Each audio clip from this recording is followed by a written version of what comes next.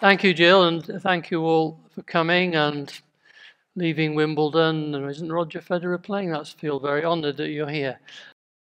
And at least it didn't clash tonight with the football. I'm going to begin with Byron and his hero, Don Juan. Some of you rather say Don Juan. I'm going to say Don Juan, who, young, naive, and hopeful, is continuing his travels through Europe. He disembarks at Dover. He stops off to see Canterbury Cathedral. And then he journeys on, bound for London, and reaches the top of a high hill, which looks with pride or scorn toward the great city. The high hill? Shooter's Hill. The sun is setting. The view is spectacular. A mighty mass of brick and smoke and shipping, dirty and dusky, but as wide as eye could reach, with here and there a sail just skipping in sight, then lost amidst the forestry of masts. A wilderness of steeples peeping on tiptoe through their sea-coal canopy.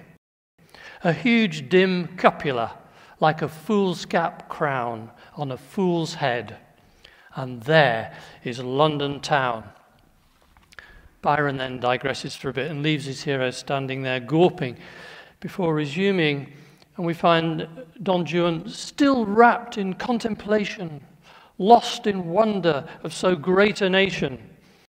Here, he cried, is freedom's chosen station. Here peals the people's voice. Here are chaste wives, pure lives. Here laws are all inviolate. Every highway's clear. Here, at which point he's interrupted by 4 highwaymen who demand his money or his life. Don Juan has no English, but he knows what's meant when a knife is held to his throat, and he responds by shooting one of the men with a pistol. Perhaps, thought he, it is the country's wont to welcome foreigners in this way. The poem's 2 centuries old, but it still rings a few bells to anyone living in the area. On the one hand, that glorious elevated view, whether from the top of Shooter's Hill or Point Hill or the General Wolfe statue in Greenwich Park. On the other, a sense of apprehension at seeing a vast, unfathomable city. On the one hand, hope, freedom, light, air, expanses of green. On the other, pollution, industry, and oppression. And indeed, difficulties encountered in making your way along the roads of Greenwich without running into some kind of obstruction. On the one hand, security and affluence. On the other, crime and poverty. On the one hand, a feeling that we're living at the heart of things. What could be more the centre of the universe than the meridian line and Greenwich Mean Time? And on the other hand, because it's southeast London, a sense of distance from the centre. Mostly welcome, but sometimes frustrating, as when friends from other parts of London to the north and west make us feel that we're living too far out, so that if they do make the effort to visit, they give the impression that coming through New Cross or driving through the Blackwall Tunnel is not only as long and arduous a trek as going to Birmingham, say, but also dangerous, as though crossing the Thames is as big a deal as crossing the Channel. Well, there's nothing new in this sort of attitude to south of the river.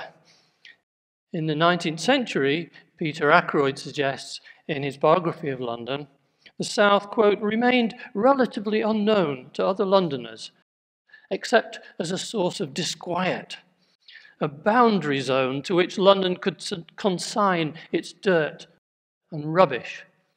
And Bazalgette proved the point when he located the outflow of his sewage system downriver beyond Woolwich. A poor and disreputable appendage is how Ackroyd puts it.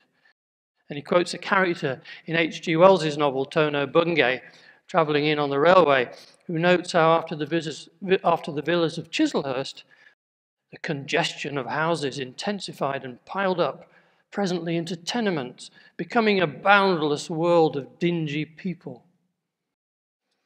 He also quotes a London reporter in 1911 who remarks that to pass over London Bridge is to cross that natural dividing line of peoples.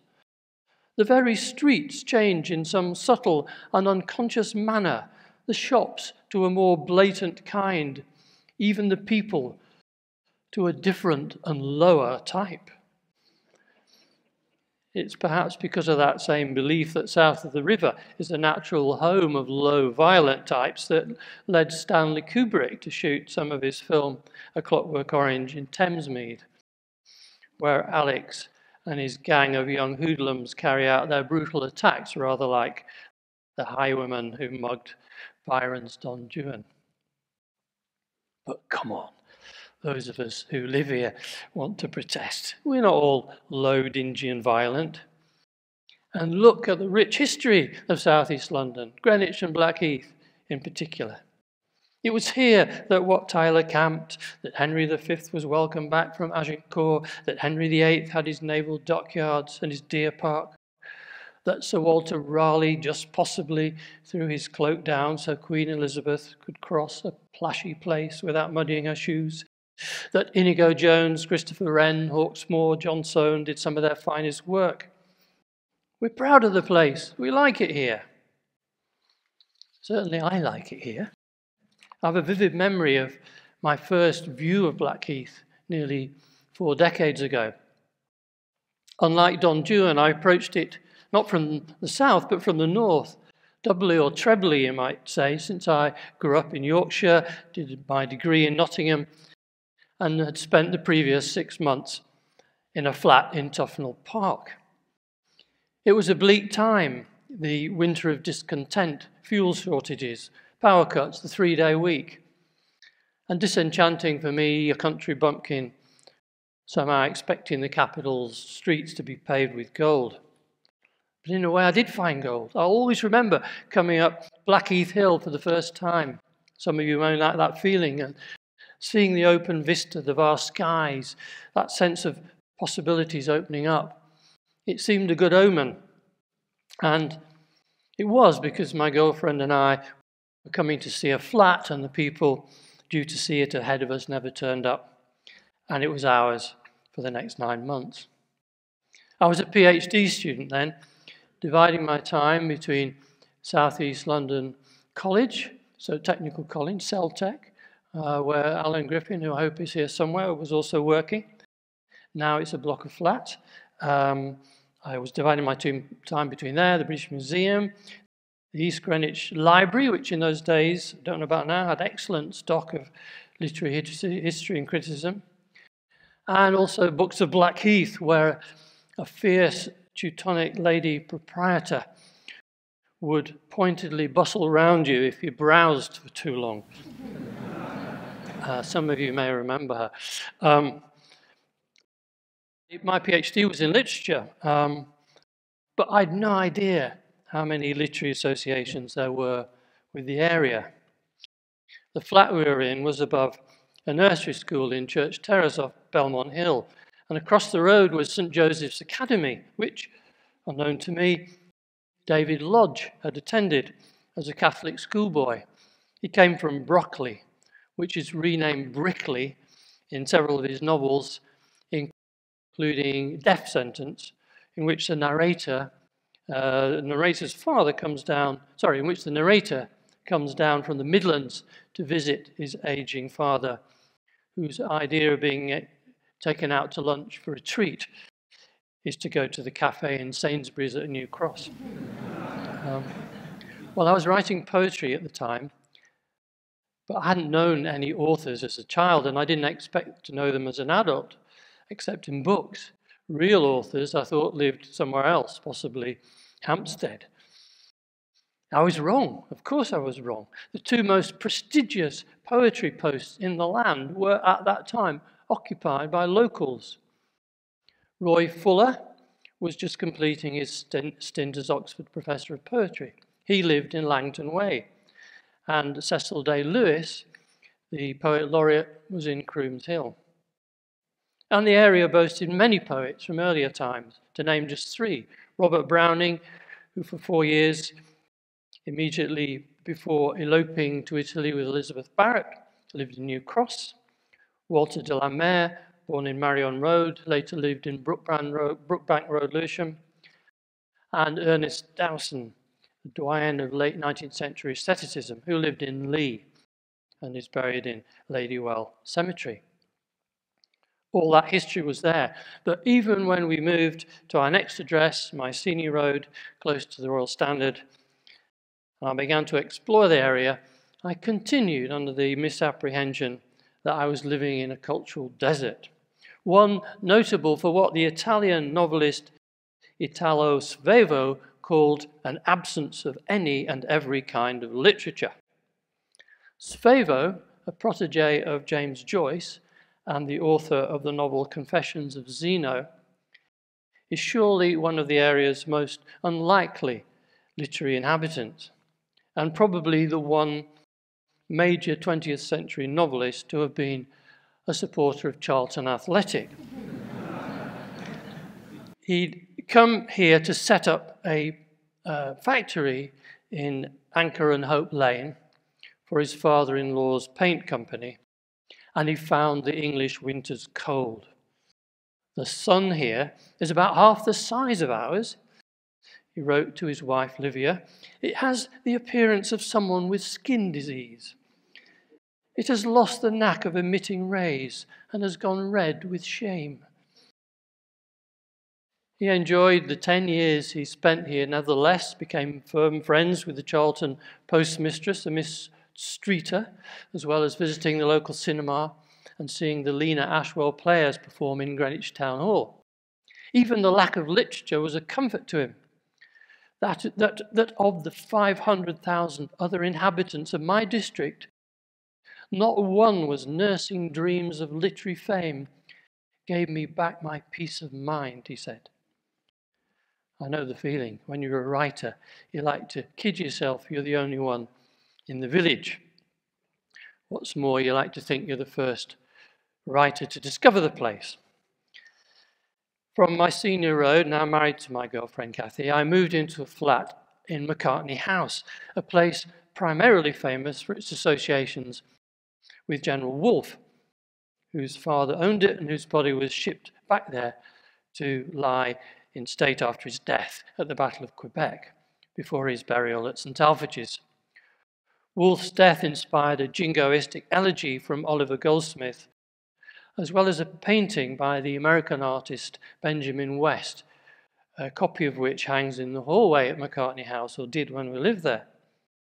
But to me, the fascination of the place, and perhaps the reason for rashly buying the flat, when Prudence suggested that a flat on a 30-year lease was not a good investment, was that it belonged to the poet John Pudney. It was sold to us by his widow Monica.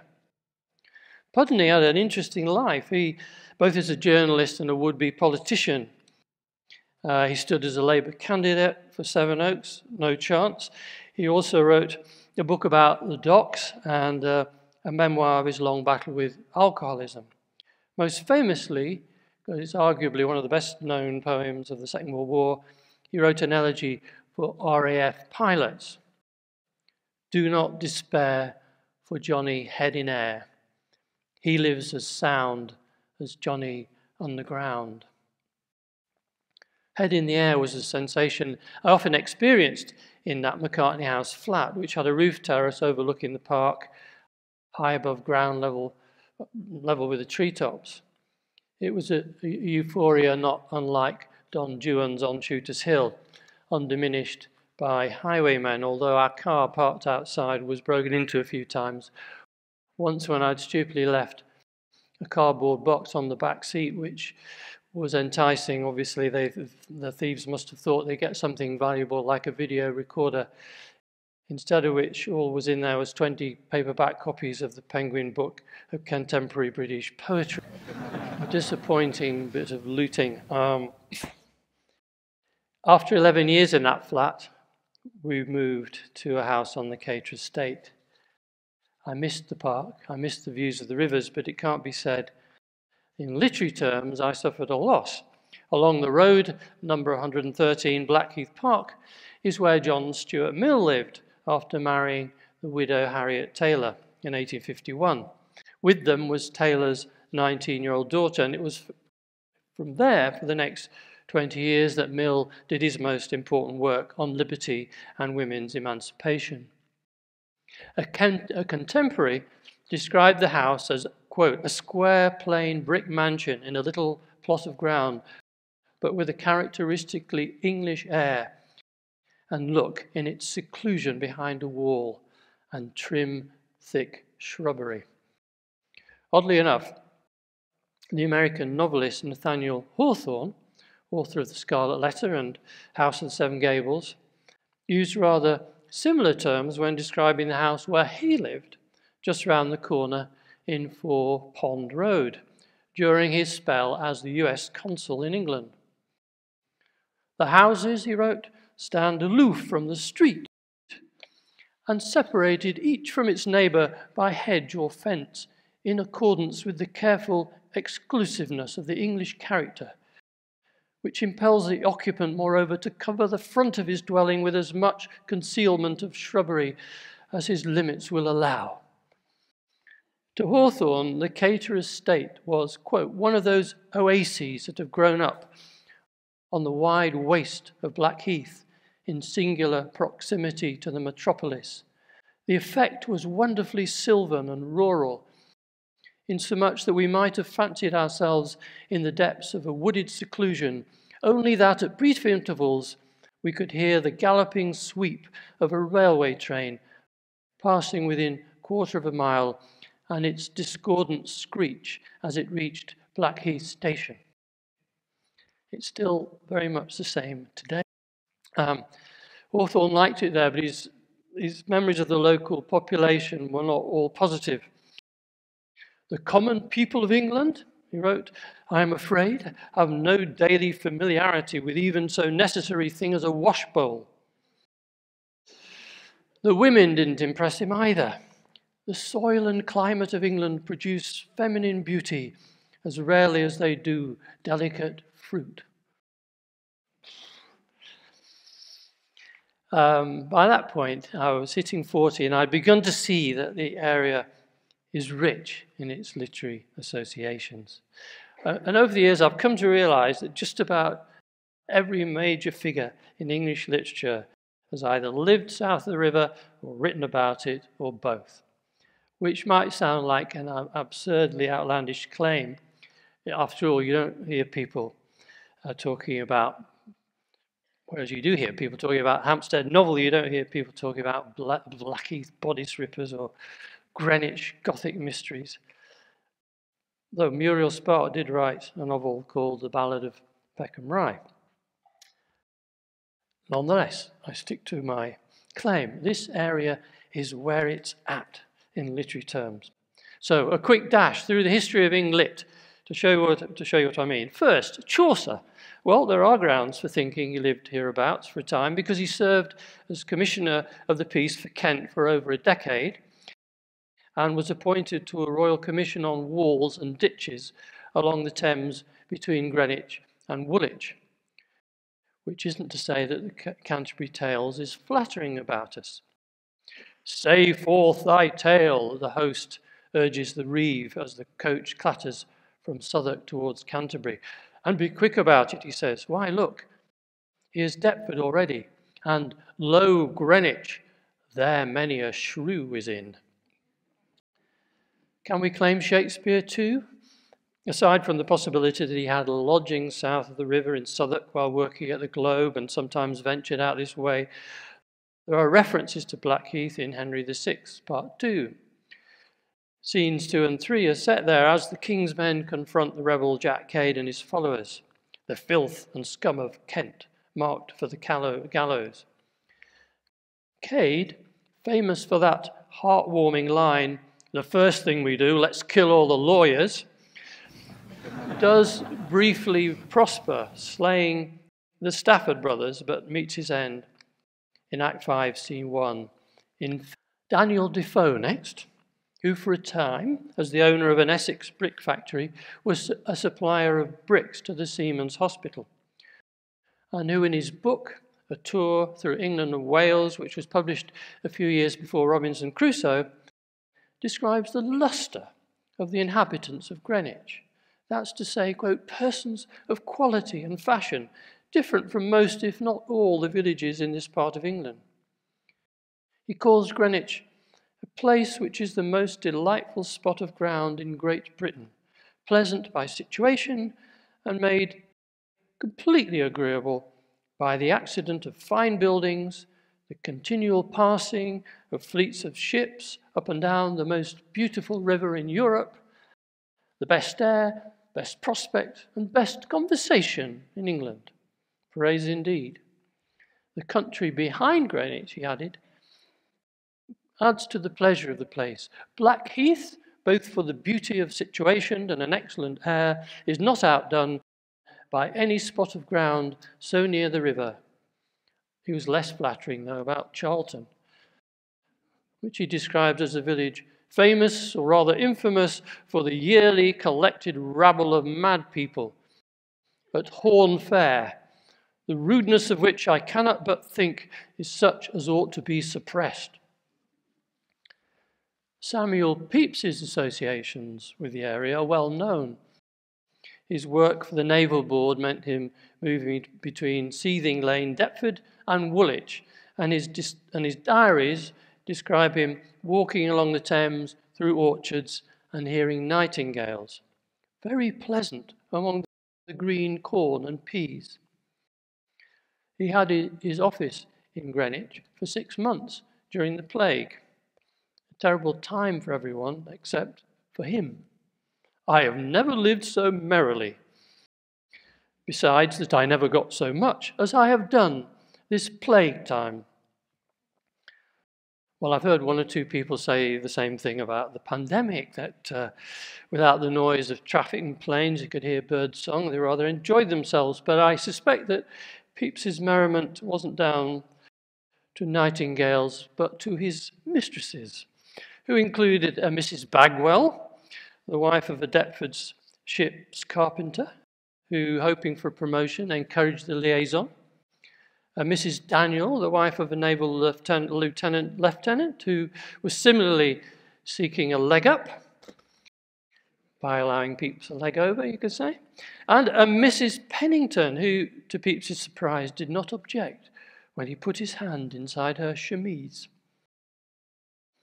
Of course, Pepys went after women wherever he went, but it's reassuring to know that those south of the river were especially generous with their favours. In many ways, John Evelyn, whose home was at Sayes Court, is as notable as a diarist as Pepys. His diary includes a description in 1652 of being mugged near Bromley. The two cutthroats made off with emeralds, rubies and diamonds. He largely recovered from a pawnbroker. And then in an entry for June 1658, he reports seeing a large whale twixt my land, butting on the Thames and Greenwich, which drew an infinite concourse to see it. Lying now in shallow water, encompassed with boats, after a long conflict, it was killed with harping irons and struck in the head, out of which spouted blood and water by 2 tunnels like smoke from a chimney. And after a horrid groan, it ran quite on shore and died. The length was 58 feet, and it was black like coach leather. Well, the whales that have come up the Thames in recent years have also had sad endings, but not perhaps so brutal as that one. Maybe we're becoming kinder, more civilized, maybe. Samuel Johnson. Now, Samuel Johnson came to London in 1737 from Lichfield with David Garrick and with twopence halfpenny in his pocket. He was 27, but he'd never previously ventured further from Lichfield than Oxford. He initially stayed in the Strand, but he was eager to finish the play that might give him an entree into London society. So he moved out to the peace and quiet of Greenwich, where he stayed in the Golden Hart Tavern on Church Street and took to walking through the park for inspiration. By the end of the summer he was gone, but Greenwich left its mark on his Juvenalian satire, London. Some of you may know the couplet often quoted about Greenwich. On Thames's bank in silent thought we stood, where Greenwich smiles upon the silver flood. What's sometimes forgotten is that those lines are spoken by the narrator, or as the narrator, Thales prepares to board a boat at Greenwich in order to flee the wickedness and squalor of the city, a place where malice, rapine, accident conspire, and now a rabble rages, now a fire. Prepare for death, if here at night you roam, and sign your will before you sup from home. I think Johnson always seems more animated, cataloguing London's inner city perils than he is describing Greenwich's comparative calm. He famously said that when a man is tired of London, he's tired of life. Still, he did revisit Greenwich in the company of Boswell, and they agreed it was a fine place, though not equal to Fleet Street. William Blake has his South London associations too. It was in a tree in Peckham as a child that he claimed to have seen angels. And in his prophetic poems, Milton and Jerusalem, Blackheath appears as one of the 4 compass points surrounding London Stone, which is the spiritual centre of London. Blackheath East, Hounslow West, Finchley North, Norwood South. Dickens, of course, as well as being associated with Bermondsey and the Marshalsea prison, visited Greenwich Fair as a young journalist and found it, just as Nathaniel Hawthorne did, a very rowdy affair. If the parks be the lungs of London, he wrote, we wonder what Greenwich Fair is. A periodical breaking out, we suppose, a sort of spring rash, a 3 days fever which cools the blood for 6 months afterwards. There are references to Blackheath and Greenwich in David Copperfield, Our Mutual Friend, and the Pickwick Papers, and you'll find similar references in novels by Thackeray and Gissing. But perhaps the most comprehensive description of Greenwich comes in Joseph Conrad's novel, The Secret Agent, which is based on the true episode, the botched anarchist plot to blow up Greenwich Observatory in 1894, which according to Conrad was, quote, a blood-stained inanity of so fatuous a kind that it was impossible to fathom its origin by any reasonable or even unreasonable process of thought. But, well, in the novel he supplies a kind of logic for the act. The terrorist who masterminds it reasons that whereas to attack a political institution would be too predictable, and that to attack a museum or gallery would have no effect on the English, since art has never been their fetish. It's like breaking a few back windows in a man's house. On an attack on science, on the other hand, and more specifically astronomy, would hit home, especially since the whole civilized world has heard of Greenwich. The very bootblacks in the basement of Charing Cross know something of it. Well, the plot fails because Verlac, the innocent nephew of the protagonist, trips over a tree root and blows himself up. I don't know how well Conrad knew Greenwich, but his grasp of local topography and street names, Romney Road, Maze Hill, Park Place, Chesterfield Walk, George Street, is certainly convincing. So, Chaucer, Shakespeare, Defoe, Pepys, Johnson, Dickens, Conrad, not to mention Christopher Marlowe, who didn't live in Deptford but was murdered there. Shows us in no great light maybe, but he's now honoured by a plaque in St Nicholas Church. And John Vanbrugh, who, having spent much of his 20s inside French prisons, returned to London to write 2 plays, The Relapse and The Provoked Wife, both hugely successful, before turning his imagination to architecture, designing Castle Howard in Yorkshire, Blenheim Palace, and of course Vanbrugh Castle at the top of Mace Hill. Robert Burns may never have visited the area, I don't know, but he's left his mark on it. His poem Tam O'Shanter describes a farmer riding home one night, very much the worse for wear, and coming across a group of witches and warlocks making merry.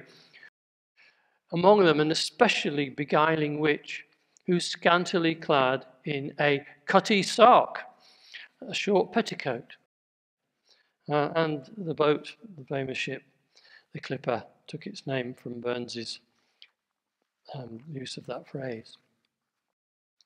Now, mention should also be made of the Afro-Caribbean contribution to Southeast London and its literature, which goes back to the 18th century, and to two remarkable figures, Ignatius Sancho and Olaudah Equiano. Sancho's life began aboard a slave ship, his mother having died in childbirth during an Atlantic voyage, his father having committed suicide by jumping overboard. Sancho was given to three maiden sisters living in Greenwich, who unfortunately took the view that the best way to make him obedient was to keep him in ignorance. He was rescued, though, by the Duke of Montague, whose home was Montague House, which before it was pulled down stood near where Macartney House and the Rangers' House are now. So I understand from Neil Ryan's books. The Duke encouraged Sancho. He saw his potential, helped him to read, learn, lent him books, and after he died, the Duchess employed Sancho as her butler. Later, he opened a grocer's shop in central London and became an accepted member of high society. Gainsborough painted his portrait, and he was friendly with the novelist Laurence Sterne, author of Tristram Shandy. With his posthumous best-selling book, Letters of Ignatius Sancho, an African, he's thought to be the first black writer to be published in Britain. Olaudah Equiano was probably the second. Born in Africa, sold into slavery, he began serving on ships for the British Navy from an early age. While still in his teens, he was sent by his master, his owner, to live with cousins of his, two sisters, the Guerins, who had a house on Mace Hill, and who paid for him to be educated. After buying his freedom for a second time, he was tricked into becoming a slave again. He worked as a hairdresser, took up the French horn, went to sea on and off, and wrote his autobiography, the interesting narrative of the life of Olaudah Equiano, or Gustavus Vassa the African. It became a bestseller, and along with his own vigorous campaigning, it played its part in the abolition of slavery. Surprisingly, the two of them never seem to have met, though Equiano, as the younger, would have heard of Sancho, surely, because he was famous by the time he died. Temperamentally, though, they were very different, with Sancho much more assimilated, Equiano the angrier. But both in their different ways, Sancho by example, Equiano by campaigning, contributed to the abolitionist cause. Well, that Afro-Caribbean contribution to the literature of the area continues to this day. When I was running a poetry workshop at Goldsmiths back in the late 70s, a young man from Deptford called Fred Degar enrolled, the son of a Guyanese mother and a father he never really knew. Most of the people in that group back then were in their 30s and 40s. Fred was still a schoolboy. These days he lives in the US, and he was teaching at Virginia Tech when a student there in 2006 ran amok and shot dead 33 people, among them at least one student that Fred had taught. A recent book of his, Continental Shelf, looks back on the carnage of that day, but also has a reminiscence about being a boy in southeast London and doing a paper round. I'll just read the poem. Blackheath Hill in South London, crisscrossed from 5:30 a.m. to 7 a.m., stuffing dailies into front door boxes, avoiding yard dogs, tearing those headlines. And one morning, a woman in nothing but red hair, who must have been near birth, pulling open her door, to tell her departed husband something important and coming face to face with me. For the longest moment, we looked each other up and down before she slammed the door in my face and I stuffed her paper in her letterbox and beat a hasty retreat. Her and the odd sight of fox print across the hill and me covered in newsprint. A more celebrated Black British writer today with local connections, currently enjoying a lot of publicity, is Bernardine Evaristo, who grew up in Woolwich, the fourth of 8 children born to an English school-teaching mother and a Nigerian father, Danny, who became the first black local councillor in the borough of Greenwich. Bernardine went to drama school rather than university, but came to Goldsmiths some years ago to do a PhD in creative writing. I was her supervisor, and I have to say she was the least demanding PhD student I've ever known. She'd already published several books by then. She was keen to get the doctorate in order to secure a university teaching post. So she effectively worked on her own for 3 years, and at the end of them presented me with a finished manuscript. Perfect. The book wasn't Girl, Woman, Other, which won the Man Booker Prize a couple of years ago, but the novel that preceded it, Mr. Loverman, about 2 Afro-Caribbean men in their 70s living in London who for years have been pursuing a clandestine gay affair. I recommend it. Like Girl, Woman, Other, Bernardine has this skill I think she developed at drama school, the skill of being able to invent an authentic voice. I'm coming up to the present day, but I want to just go back a little in time to a woman writer associated with in the area, another one, Edith Nesbit, the author of best-selling children's books such as The Railway Children and 5 Children Knit, whose first local address was Oxford Terrace off Blackheath Hill. Then after she married, Elswick Road off Loampit Vale, to which George Bernard Shaw was a regular visitor. Now, the latest biography of Nesbit suggests that Edith was very much up for an affair with Shaw, and then when he turned her down after spending acres of time alone with her, she told him, "You had no right to write the preface if you were not going to write the book." For his part, he once reportedly told a friend that he thought the sexual act was so monstrous and indecent that he could not understand how any self-respecting couple could face each other in the daylight after spending the night together. Anyway, Edith Nesbit then lived in various addresses in Lee before eventually settling in Well Hall in a vast and ramshackle moated hall with 4.5 acres, where after sales of her books had begun to dry up, she took in paying guests and began selling produce from the house on the front lawn opposite the tram stop. So we have poets, playwrights, novelists, philosophers, children's writers, and also Malcolm Lowry, author of Under the Volcano, who came here at the age of 18 in order to be tutored for the Cambridge entrance exam and lived in Woodville Road off the Rochester Way. Now, it can't be claimed that Blackheath's pubs were what set Lowry on the road to alcoholic ruin. It seems he already had the habit. But the area did play a later role in his life as well, when he returned from Mexico to spend several weeks in the Brook Hospital drying out, and where all apparently was going well until a BBC crony of his turned up and took him to the pub, after which he fell off the wagon again. Now, I'm not somebody who knows the work of Edgar Wallace very well. Some of you here may do. He was born in Ashburnham Grove, and for 30 years lived in Brockley. His origins are make a wilder tale than any of his novels, and his output as a writer was extraordinary. In one year, 1926, he published 14 titles. In fact, there was a joke that if someone phoned him and was told, "I'm sorry, he's busy writing a novel," the person would say, "Don't mind, it's okay, I'll wait." He went on to write the original screenplay for King Kong. Characteristically, he wrote 110 pages in 5 days, and some people say it's better than the screenplay that was finally used.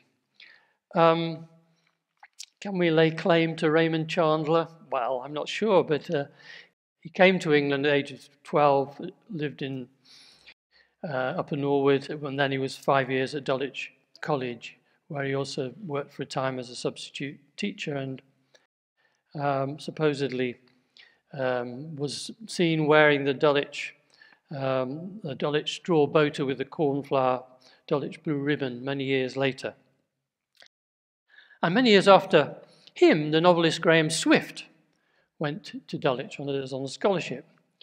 Now, he's a writer in whose work South London often features, for instance, in Waterland, which is mostly set in the Fens, but which has as its narrator a South London schoolteacher whose wife, desperate for a child, snatches a baby outside Tesco's in Lewisham.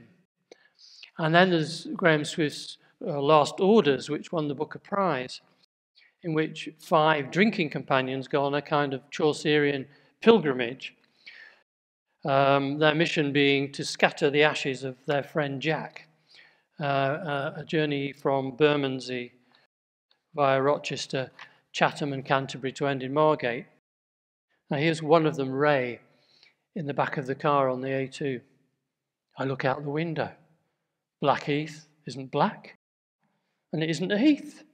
It's all green under a blue sky.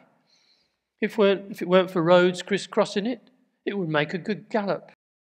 Highwayman here once, coaches to Dover, your money or your life. Back to Don Juan, and back maybe to that doubleness, an appreciation of the beauty of the place, the green grass of Blackheath, down in Greenwich, a river running by. Blackheath is this sort of mad, bad, slightly dangerous place, and this glorious semi-rural pastoral retreat.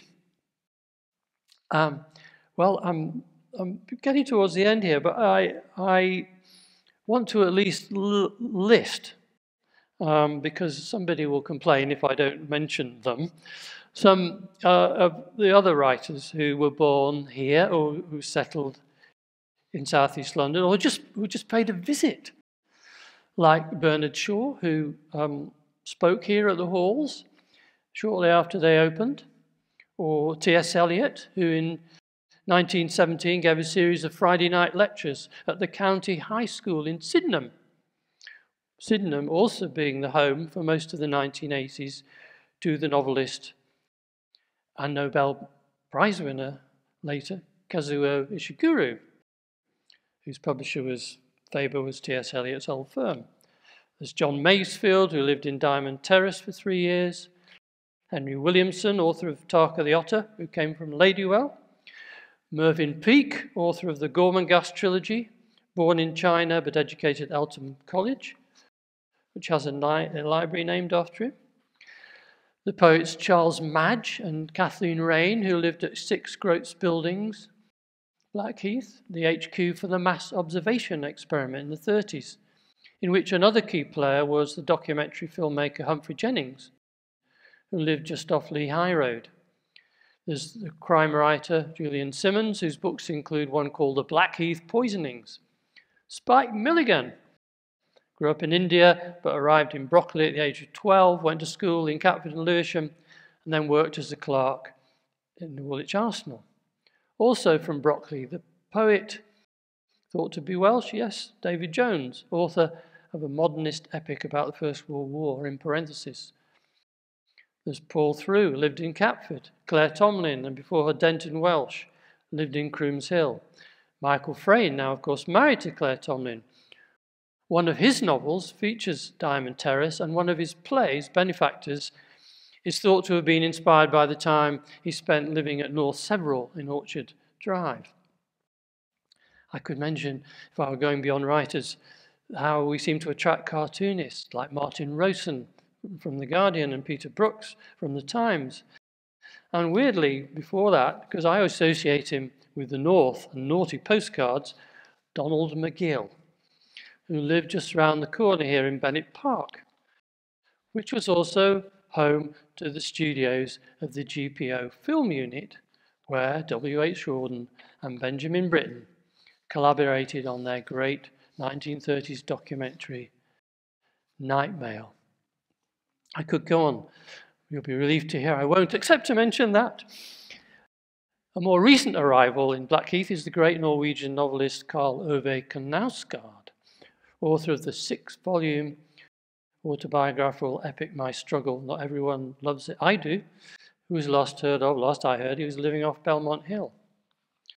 I mentioned Goldsmiths, and I ought to mention my colleague Frances Spufford, whose latest novel came out this year, Light Perpetual, is set in New Cross, the site of a World War II bomb falling, and then throughout southeast London in the novel. I mentioned that also at Goldsmiths, that poetry class I ran. Another person who came to it, and I really am near the end now, was Wendy Cope. Born in Erith, educated at schools in Sidcup and Chislehurst, and at the time I knew her living in a flat in Kestrel Avenue, Herne Hill. She was a primary school teacher in those days, and by her own admission, not a happy person. But the first poems she began to write after she got through her depression were fun. There were parodies and pastiches of poets we studied in that poetry class, including Philip Larkin and Ted Hughes, and it was those poems dominated her first collection, Making Cocoa for Kingsley Amis. I mention her because she invented a hapless South London poet called Jason Strugnell, whose sonnets bemoan his various failures in life, not least with women, until he finds that being a poet is a good way to pull in women. To quote from the end of one of Wendy's Jason Strugnell poems, "For years I poured my unfulfilled desire into sad songs, and now, to my delight, find women love a bard, however dire, and overlook my paunch because I write. One doesn't need much literary skill to be the Casanova of Tulse Hill." So I'm back where I began, with the Casanova of light verse, a Don Juan in South London. Both Lord Byron and Jason Strugnell find the area a little grot, but also strangely inspiring, a place to soar on poets' wings. It's been the same for me. References to the place are threaded through my work, from the old hardware shop, now gone, opposite Greenwich Picture House, which wasn't there then, to Cresswell Park, where a car nearly ran me down once, an episode that gets into the book about my dad, and then all the foxes which thread through my novel South of the River, and other things I've written too. Of course, I still think of myself as a Yorkshireman. But after 40 years of living here, I'm almost ready to think of Blackheath and Greenwich as home. And also prepared to admit I'm not the first writer to have lived here. Thank you.